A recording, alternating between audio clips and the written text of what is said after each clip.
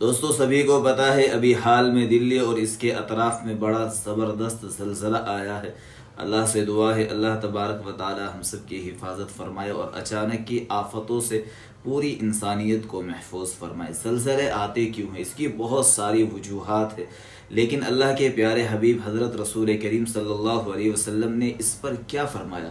حضرت ابو ہریرہ رضی اللہ تعالیٰ عنہ کی روایت ہے جس میں اللہ کے رسول علیہ الصلاۃ والسلام ارشاد فرماتے ہیں، بہت ساری وجہ ہے، 3 خاص وجہ آپ حضرات کے سامنے بیان کروں گا۔ پہلی، اللہ کے نبی نے فرمایا کہ جب بیوی کی اطاعت کی جائے گی اور ماں کی نافرمانی کی جائے گی، یعنی بیوی سے محبت کی جائے گی اور ماں کی نافرمانی کی جائے گی، جب دوستوں کو قریب اور باپ کو دور کیا جائے گا، جب شراب اور گانے بجانے عام ہو جائیں گے، تو پھر انتظار کرنا زلزلوں کا، زمین میں دھس جانے کا اور چہروں کے مسخ ہو جانے کا۔